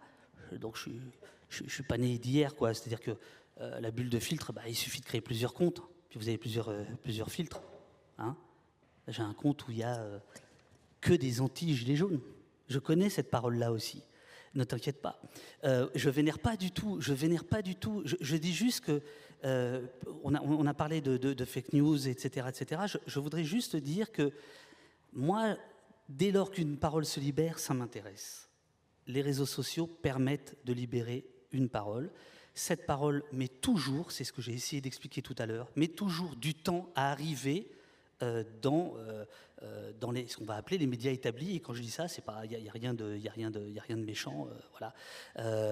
Je trouve étonnant que vous n'acceptiez pas que le monde journalistique ait des responsabilités. Totalement, on est complètement d'accord avec ça. Et toutes les critiques que tu formules sont valides. Ah ben non, tout à l'heure, tu as dit que non. Bon, qu'importe. Donc, évidemment que le danger de la bulle de filtre, il est présent, et il y a des astuces pour essayer d'y échapper, évidemment. Alors, Delphine, donc, puisqu'on parle des réseaux sociaux, et il n'y a pas que Facebook, il y en a beaucoup d'autres, c'est un outil essentiel dans ce que vous faites entre les lignes, dans le cadre de votre éducation aux médias. Alors comment est-ce que vous vous y prenez quand donc ce sont des journalistes qui vont dans les lycées et les collèges et qui essayent d'inculquer l'esprit critique? Explique ce que cette démarche. Alors juste pour resituer un peu, moi je travaille pour une association qui s'appelle Entre les lignes et qui regroupe des journalistes de l'AFP et du groupe Le Monde. C'est pour des raisons historiques et c'est aussi parce qu'on est une petite asso et qu'il fallait grandir progressivement. Et oui, on fait des interventions en collège et lycée et c'est que des journalistes bénévoles qui font ça. Hein. J'insiste, ils font ça sur leur temps de congé. Donc c'est bien qu'ils ont conscience aussi qu'ils ont une responsabilité et qu'ils ont des comptes à rendre. Je pense qu'on peut tous s'accorder là-dessus. Et on est 160 pour le moment et on recrute tous les jours. Donc je pense qu'il y a quand même une tendance sur la remise en question de nos pratiques. Et oui, sur les réseaux sociaux, on parle beaucoup de Facebook, mais aujourd'hui les plus jeunes, donc le public que nous on rencontre, donc c'est-à-dire de la 6e à la terminale, Facebook, ils sont plus dessus depuis 3-4 ans. Hein. C'est un truc de truc vieux de vieux. ringard, vous pouvez oublier direct. Hein. Nos parents. Ah bah, c'est un truc de gros daron, ouais. Et du coup, De grands-parents. et quand on leur parle, quand on les interroge vraiment sur eux, leurs pratiques, c'est quoi un peu leur réflexe au quotidien, c'est quoi la première appli qu'ils ouvrent le matin, bah, c'est évidemment, ça va être Snapchat, ça va être Instagram, et toutes les nouvelles applis, tous les nouveaux réseaux sociaux qui sont créés. Et Là, YouTube récemment, aussi. il y a YouTube. TikTok qui a été créé, je ne sais pas si vous connaissez, c'est une plateforme de vidéos en ligne où il y a beaucoup de défis, de danse et de chansons, etc. Et YouTube, évidemment, est une plateforme de référence où les plus jeunes comme les plus vieux vont aussi s'informer. Et là-dessus, nous, notre approche pédagogique consiste à dire ça ne sert à rien de venir hors sol depuis nos rédactions et de dire la bonne manière de s'informer, c'est de lire Le Monde ou alors tatata. Enfin, on n'est pas là pour être prescripteur, ça n'a juste aucun sens de faire ça. Donc on part de leur pratique, on part de ce que eux et elles font pour leur expliquer que là-dedans, bah, il y a évidemment de bonnes manières de s'informer. Enfin, je ne sais pas si vous allez sur YouTube, mais évidemment qu'il y a des personnes qui font très bien ça. Il y a des très bons youtubeurs, des très bonnes youtubeuses qui arrivent à faire de la pédagogie et à vulgariser l'info ou d'autres matières scientifiques ou autres. Donc c'est juste nous, notre rôle là-dedans, c'est de leur expliquer quels sont les bons réflexes à avoir pour ne pas se faire avoir, en fait. Tout simplement, comment eux peuvent acquérir des réflexes, on va dire, journalistiques pour se l'approprier et en faire leur quotidien. Alors, c'est pas des réflexes qui sont complètement détonnants, mais c'est juste des trucs de base, de dire on regarde qui parle, pourquoi il nous parle, on s'intéresse à la source de l'information. Et on essaye, nous, de recouper à notre propre niveau. C'est-à-dire, si je vois ça sur un média, ben, je vais aller voir s'il y a d'autres médias qui en parlent. C'est déjà un premier indice pour savoir. Enfin, c'est tous ces petits trucs-là qu'on essaye de transmettre aux plus jeunes et aussi aux plus âgés, puisqu'on fait aussi des interventions en bibliothèque. Et en fait, on se rend compte que le public soit jeune ou plus âgé, les questions restent les mêmes, notamment vis-à-vis des pratiques journalistiques. Très bien.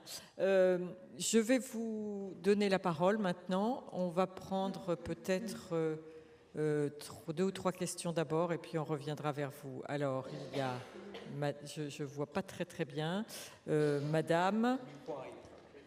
Ensuite, il y aura Monsieur au fond. Alors, je vais vous demander d'être le plus bref possible et puis de poser vraiment des questions. Désolée, je vais quand même donner des points de vue, très rapidement, j'espère. D'abord, je voulais dire que je comprends très bien le souci de 4 des intervenants de défendre la profession en disant « mais si, ça on l'a fait, ça on le fait bien, ça on en rencontre et tout ». J'ai été journaliste, j'aurais fait pareil. Simplement, maintenant, je crois que ce n'est pas du tout comme ça qu'on reçoit l'information. C'est un torrent qui nous dévale dessus. Moi, je suis incapable de vous dire où j'ai appris ça, où j'ai appris ça, où j'ai appris ça. Et dans ce torrent, ce qui domine, c'est BFM TV, premier point. Deuxième point, qu'est-ce qui domine dans BFM TV? Je sais qu'il y a des types, des petits journalistes qui planquent jusqu'à minuit devant la préfecture de police pour dire ça ou autre chose, peu importe. Ce qui importe, c'est les 5 types en plateau, toujours les mêmes, insupportables, qui ont très peu d'infos, qui disent des conneries et qui sont d'une partialité insupportable. Et souvent, j'ajoute, je fais la délation, le présentateur, je veux dire, le premier mois des Gilets jaunes, pour nous, enfin pour moi et des très proches, ça se résumait par la phrase du BFM Télé, du présentateur de BFM Télé, alors, machin chose, est-ce que la tension monte? En espérant bien, évidemment, que la tension monte sur les Champs-Élysées, et c'est insupportable. Bon, alors, on prend une... Céline, tu veux répondre pendant que le métro... Je suis toujours très frappée de tous ceux qui trouvent ça parfaitement insupportable et qui souvent se l'infligent beaucoup. Donc bon, il faut résoudre cette tension-là et penser parfois à se libérer de ça. Voilà, quand vous dites ça dure des heures, je dis aussi très souvent... la logique de l'antenne, c'est de dire, quand il y a un gros événement, quand vous allez venir, au fond, on vous parlera de cette information principal. C'est vrai que c'est le modèle, et on peut trouver qu'il faut faire des choses plus variées, qu'il faut être vous voyez, qu'il faut avoir... C'est précisément ce qu'on trouvera dans le journal Le Monde quand on tourne les pages. Donc il ne faut pas demander à BFM d'être Le Monde, et il ne faut pas lui demander un autre modèle que celui qu'elle assume de vous proposer. Ça, c'est la première chose. La deuxième, c'est que vous êtes un peu sévère sur le fait que ce sont toujours les mêmes. Il y a des gens qui sont récurrents, c'est vrai, mais il y a aussi un certain nombre d'intervenants différents qui viennent sur ce plateau. Vous êtes très injuste sur le fait qu'aucune information ne serait produite par cette chaîne pour tous les jours lire les mails des différents spécialistes, et notamment sur la situation en cours, toutes les informations autour de ce qui s'est passé à la préfecture de police il y a 2 jours. Je vous assure qu'on produit de l'information grâce à des sources, donc on ne fait pas que répéter toujours la même chose, même si parfois, en effet, il y a des moments où c'est répétitif, et dans ces cas-là, peut-être il est temps de passer à une autre activité et de revenir plus tard pour voir s'il y a de nouvelles informations. Et enfin, sur cette idée selon laquelle le présentateur aurait dit toujours est-ce que la tension monte, vous conviendrez avec moi que durant de nombreux week-ends, la tension n'avait pas besoin de monter, car elle était déjà très haute, très importante, très élevée. Il y a malheureusement des présentateurs qui, embarqués dans cette dynamique-là, semblent peut-être à vos yeux la souhaiter, mais encore une fois, vous voyez bien aussi que la crise que nous avons traversée l'année dernière, et la raison pour laquelle les gens étaient si irrités contre la chaîne, c'était parce qu'elle rendait compte de cette situation qui, pour beaucoup d'entre nous, était pénible, était lourde, était pressante, oppressante. Et donc, qu'il y ait des maladresses d'expression, ça existe, mais je sais, par exemple, qu'on nous en a voulu simplement décrire « tension à Paris ». Malheureusement, ça n'était pas toujours la fête à Paris. Là-haut, allez-y. Je ne sais pas si vous m'entendez. Bonjour. 2 questions rapides. Alors la première, ce serait concernant quelque chose qui pourrait effectivement changer le regard envers les journalistes si les journalistes le remettent en question. Ce sont les abattements fiscaux auxquels journalistes, donc vous avez droit. Vous avez plusieurs milliers d'euros d'avantages fiscaux par an. Vous me direz si je me trompe, mais normalement c'est le cas. Donc est-ce que déjà ça, c'est pas la première chose à remettre en question, vos avantages fiscaux? Et la deuxième chose, vous avez parlé du Décodex. Le Décodex, il y a 2 semaines, a été, en tout cas 2-3 journalistes du Décodex ont été attaqués en justice par Olivier Berruyer, qui est un blogueur alternatif. Donc il y a eu un procès concernant des articles qu'ils avaient écrits sur lui, le traité de complotiste. Est-ce que ce terme de complotisme, c'est pas un peu un anathème que certains journalistes, je dirais mainstream, vont sortir de leur chapeau pour discréditer des points de vue divergents? Merci. Sur l'abattement fiscal, Oui, très honnêtement, je ne suis pas sûr que ça ait un poids sur l'information. Il ne doit pas avoir de carte de presse, donc... Oui. Non, mais l'abattement, ce qu'on peut dire très simplement, c'est qu'il a été réduit au sens... Alors, il me semble qu'on parle de 7 000 €, hein, et... Voilà, et aujourd'hui, il ne concerne plus que les plus petits salaires de la profession, donc il y a un seuil à partir duquel vous n'en bénéficiez plus. Vous pouvez défendre l'idée qu'il faudrait qu'il n'existe plus du tout, mais en tout cas, ça va dans ce sens-là. Sur le Décodex Sur le Décodex et la notion de complotisme, en l'occurrence, le blog Les Crises, enfin, je ne m'aventurerai pas à parler du sujet très en détail parce que ce n'est pas moi qui ai mené ce travail-là. En revanche, je sais que les journalistes des décodeurs qui ont... Alors, pour ceux et celles qui n'ont pas forcément suivi, le Décodex, c'est une plateforme qui propose de d'expliquer la relative fiabilité de différents sites Internet. Et la personne dont vous parlez, M. Berruyer, a le blog Les Crises, tient le blog Les Crises, et il s'avère que les décodeurs ont estimé que son blog ne pouvait pas être considéré comme fiable, puisqu'il relayait des informations pas assez étayées, et manifestement, il a relayé des choses complotistes. Donc c'est pas lui en soi qu'on va traiter de complotiste, c'est donc les informations qu'il relaye. Et ça, de fait, en l'occurrence, leur travail était étayé. Après, sur la question de savoir si on se sert du mot complotisme pour décrédibiliser des adversaires, j'ai pas l'impression qu'on le fasse, en tout cas pas dans nos articles. Mais si vous avez ce sentiment-là, peut-être que vous pouvez utiliser des exemples concrets là-dessus. Sur l'abattement fiscal, très rapidement, sauf erreur de ma part, c'est au départ une idée qui vient du Conseil national de la résistance, qui après-guerre considère qu'il faut la pluralité de la presse et que la presse n'étant pas une industrie viable, c'était une façon d'aider la pluralité de la presse. Au départ, c'est ça la justification. Donc c'est une belle idée. C'est intéressant. Bah, Merci pour ça. Moi, je voudrais juste rajouter que l'abattement fiscal, c'est extrêmement intéressant pour les pigistes qui ne dépendent pas de rédaction. Car quand on est pigiste, comme le disait David, on est extrêmement précaire et il est nécessaire d'avoir une aide pour faire ces reportages, en fait. Après, oui, quand on appartient à une rédaction, l'abattement fiscal n'a pas de sens, à mon avis. Mais... Moi, juste une remarque, c'est que vous avez oublié le point d'interrogation. Mais Oui. est-ce que c'est pas une affirmation et que c'est inéluctable? Du fait que l'économie du journaliste officiel encarté est de plus en plus difficile, est-ce que c'est pas une évidence qu'on va devenir tous journalistes? Et est-ce que vous pourriez répondre à la question que vous avez posée vous-même?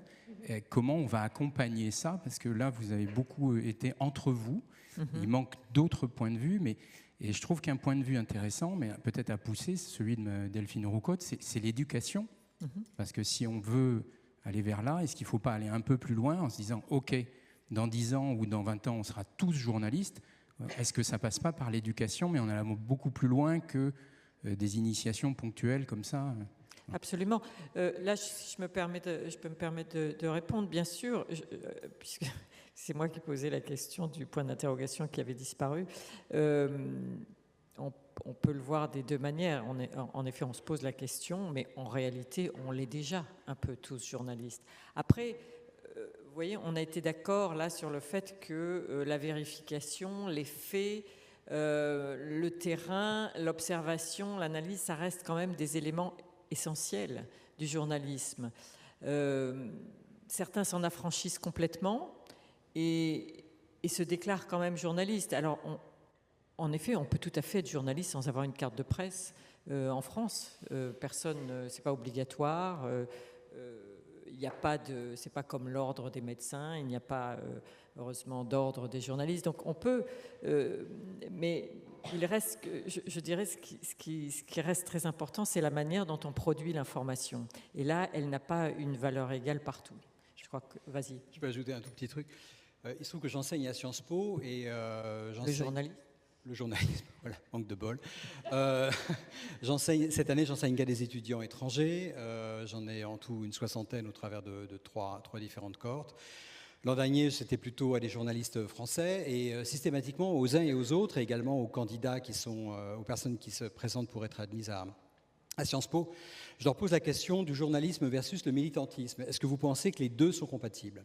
Et je constate une chose tout à fait, alors ça n'a pas valeur de statistique, mais néanmoins je fais quelques sondages parce que j'utilise, vous savez, Typeform, là, les systèmes de sondage sur Internet, donc 2 fois je pose des questions à mes étudiants comme ça, pour avoir un petit peu leur sentiment. Et je constate une chose, c'est qu'il y a une très forte prédominance dans les journalistes français à dire qu'il n'y a pas vraiment de problème à mélanger journalisme et militantisme. Les apprentis journalistes, donc. D'apprentis journalistes, exact, merci.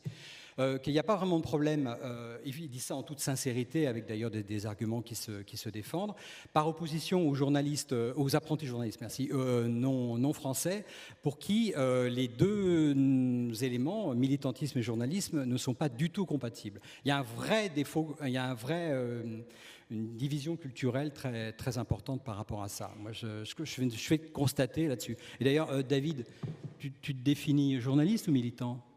Il est plus journaliste. Ah, ni l'un ni l'autre, moi. Non, je suis... alors, dans le cas de Allo Place Beauvau, j'ai travaillé avec mes fondamentaux journalistiques, mais je me suis transformé en Monsieur Jourdain du lancement d'alerte. C'est-à-dire que c'était pas... Voilà. Les fondamentaux, comme on dirait au football, ils sont là. Mais je ne me considère plus comme journaliste parce que je ne me retrouve plus dans le journalisme. Et pourtant, tu peux l'exercer librement, indépendamment. Non, mais c'est ce que j'ai dit tout à l'heure. On peut l'exercer sous d'autres formes, comme dirait l'autre. Et le procès qui est fait aux militants journalistes, le problème, c'est qu'il n'est pas fait à Rutel Krief qui fait un high five à Macron, quoi. Je veux dire... Ça n'était pas Emmanuel Macron. Pardon. Ah, ma pauvre Céline, là, c'est ton jour, là. Pardon. Mais alors, bon, ok, alors encore une fois, je me trompe, mais on voit bien, enfin, je veux dire que le militantisme, PPDA, il était militant. Je veux dire, TF1, c'était militant. C'est une entreprise. Tu veux dire sur une échelle de Tar Bouaf ou de Gaspard Glantz Non, mais la seule différence, La seule différence, c'est que eux disent d'où ils parlent. Et moi, ça me semble extrêmement important. Et pour moi, la modernité, elle est là. Gaspard Glantz, il dit d'où il parle.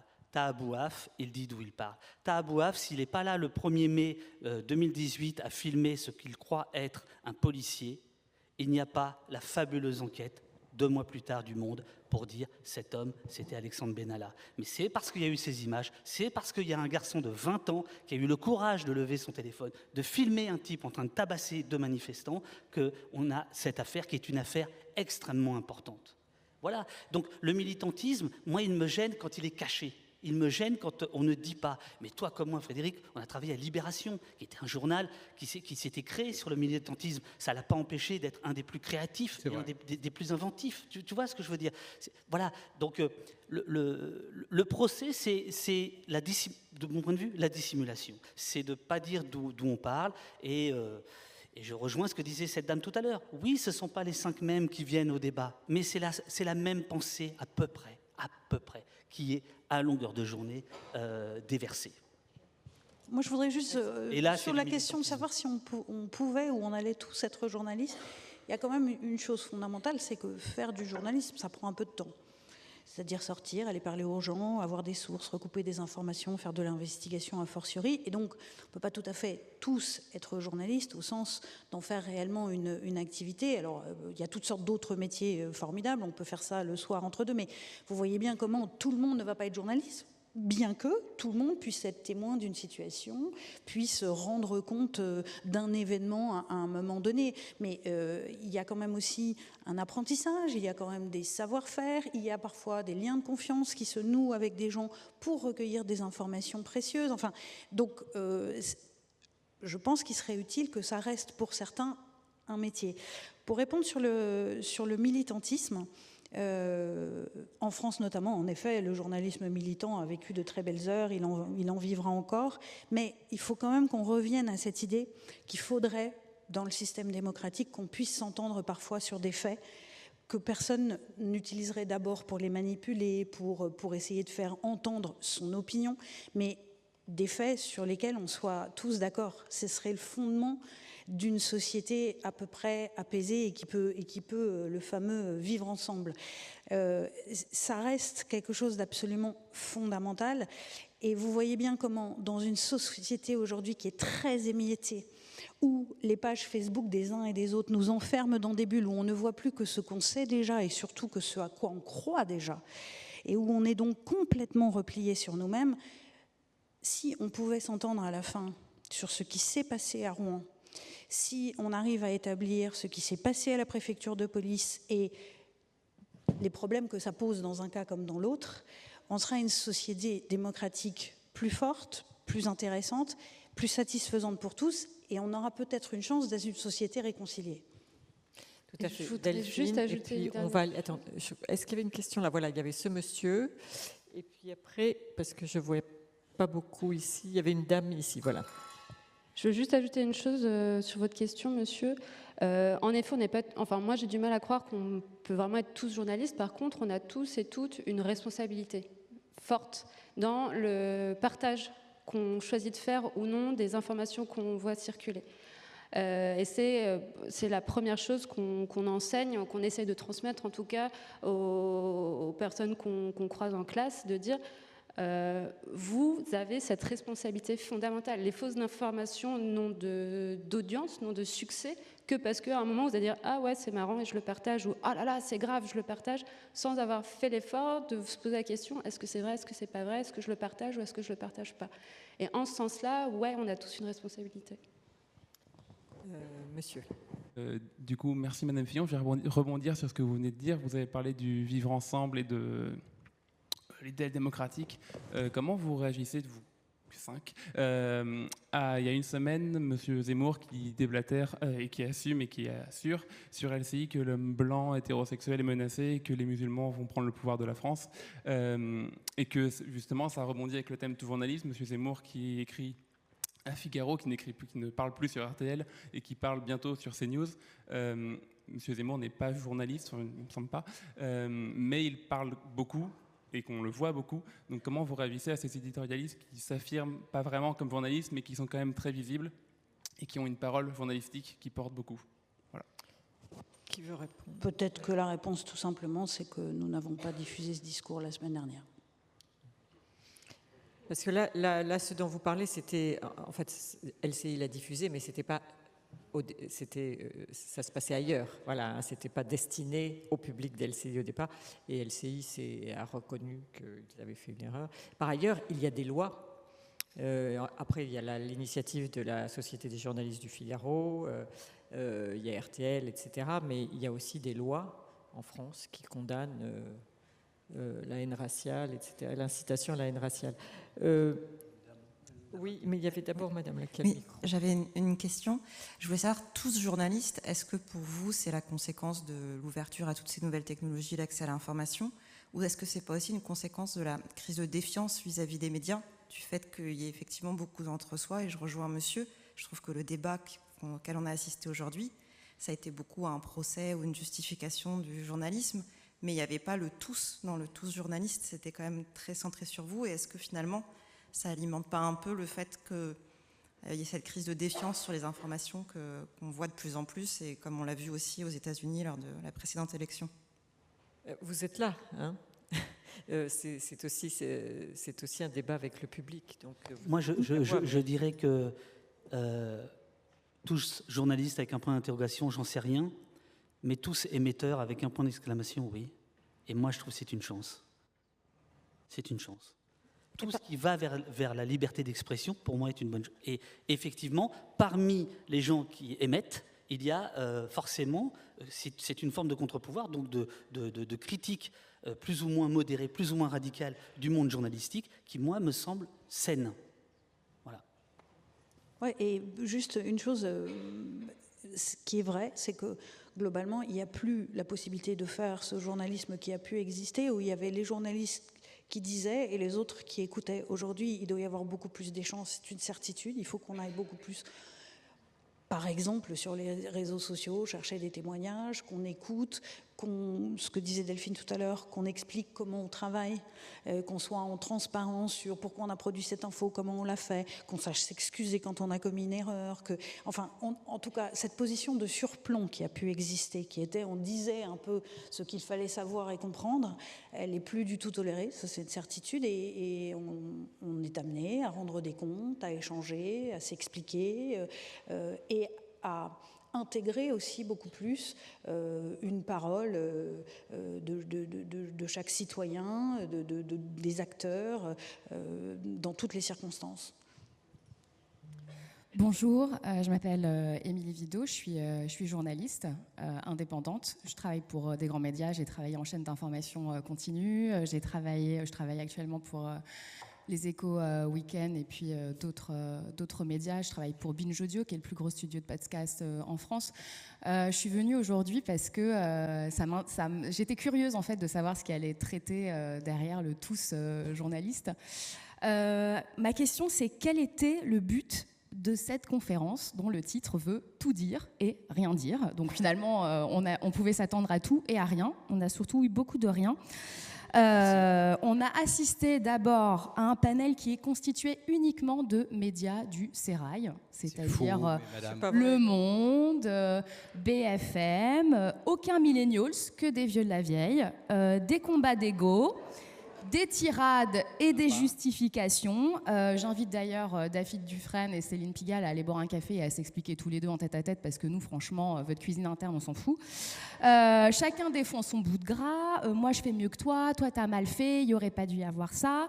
Bref, ma question, c'est, Madame Kaufmann, vous qui étiez là en fait, pour encadrer ce débat et qui étiez là donc, pour nous diffuser une information, est-ce que vous pensez que le public va repartir avec quoi, en fait? Il va repartir avec quelle idée et avec quoi de tous journalistes, point d'interrogation, point d'exclamation, 3 points de suspension, 2 points, ouvrez les guillemets. Avec quoi est-ce qu'on repart aujourd'hui? Est-ce que être journaliste, c'est être lanceur d'alerte? À la limite, je dirais que la seule qui m'a donné une lueur d'espoir, c'est Delphine, puisqu'elle a dit que finalement, le privilège du journaliste, de la recherche de la vérité, n'était pas réservé en fait aux journalistes. Voilà, c'est à la limite la seule phrase à peu près cohérente qu'il y a eu pendant toute cette conversation et qui me désole en fait d'appartenir en fait à ce corps de métier. Bon, alors, Je suis désolée si vous repartez insatisfaite. Je ne sais pas si c'est le cas de tout le monde. D'abord, il n'y a pas que des vieux de la vieille. Delphine est plus jeune. Il n'y a pas que du sérail. Je ne pense pas que David s'identifie comme faisant partie du sérail, ou alors je n'ai pas bien compris sa démarche. Par ailleurs, Frédéric est indépendant et fait beaucoup de choses en dehors du sérail. Voilà. Alors, c'est vrai que quand on fait... C'est moi qui ai eu l'initiative de ce débat parce que je me suis dit, nous sommes un grand média établi, on fait partie de l'establishment, on fait partie des élites, nous sommes profondément remis en cause, et ça ne date pas des Gilets jaunes, bien entendu, ça date de plusieurs années. J'ai commencé mon introduction en disant...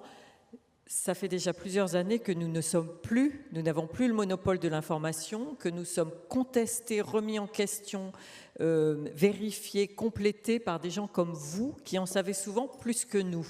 Et j'ai dit, c'est une très bonne chose. Donc, je ne considère pas que nous sommes détenteurs de la vérité ou que nous avons un monopole, que nous sommes... je ne cherche pas à justifier ce statut d'élite qui est très souvent très lourd à porter parce que ça donne aussi une responsabilité qu'on n'est pas toujours capable d'assumer. Ce que je voulais, c'était provoquer un débat. Voilà, et montrer que dans nos rédactions, on est challengé, pour utiliser un terme français, très souvent, et qu'on essaye de trouver des solutions, qu'on est souvent déstabilisé par ça, qu'on sait qu'on a une responsabilité vis-à-vis de la société. J'ai parlé aussi des conséquences sur la démocratie. Je crois que nous sommes tous concernés par ce qui se passe, par les effets de ces deux univers parallèles que j'ai décrits au début. Moi, je l'ai vu aux États-Unis de manière terrible il y a 3 ans. Ça m'a sauté aux yeux une nuit où je regardais la télévision, où j'ai regardé pendant 1 heure Fox News et une heure CNN. Et je me suis rendu compte qu'ils parlaient de deux mondes complètement différents. Et je me suis dit... C'était il y a 3 ans, je me suis dit, heureusement, en France, on n'en est pas encore là. Je crois qu'on est en train d'en arriver là. Alors, ce n'est pas 2 chaînes de télé, c'est peut-être les réseaux sociaux et puis les médias établis. Voilà. Et tout ça, c'était ça l'objectif de mon débat. Alors, voilà, j'ai voulu vous donner la parole aussi pour que vous nous questionniez. Certains le font. Voilà, on ne peut pas dire que nous sommes fermés, je crois, au débat ou à l'interrogation. Après, si on n'a pas toutes les réponses, je suis désolée. Voilà, c'était le but de l'exercice. Vas-y. Si je peux me permettre d'ajouter quelque chose, d'abord, je suis désolé pour votre frustration apparente, mais s'il y a peut-être quelque chose à retenir de cette discussion, c'est... Je reconnais que ce n'est pas un take-away, comme on dit, quelque chose avec lequel vous repartez qui est formidable, mais c'est que c'est d'une extrême complexité. C'est que moi, je pense que le métier du journaliste n'a jamais été aussi compliqué à cause du nombre de choses dont on doit tenir compte aujourd'hui, à cause des contraintes sur les formats, à cause de ce qui se passe sur les réseaux sociaux, à cause de toutes ces choses qu'on ne peut pas ignorer et qu'on doit intégrer à cause du travail que tu fais, toi, David, qui rend les choses extrêmement... Des contraintes économiques aussi. Et les contraintes économiques. On est dans un système aujourd'hui qui est d'une extrême complexité. Et là, effectivement, où il faut qu'on fasse notre autocritique, c'est que le journalisme tel qu'on l'a connu, surtout les vieux schnocks, merci pour le compliment, comme Sylvie ou moi, c'est vrai qu'on est aujourd'hui totalement inadapté. On est totalement inadapté aujourd'hui au fait que le succès d'un article va se mesurer au nombre de clics qu'il va avoir, que le tempo qui est donné par les réseaux sociaux est quasiment irrattrapable, qui va à l'encontre du fait de prendre son temps, ce que font les décodeurs du monde, ce que font d'autres médias. Le métier devient hyper compliqué.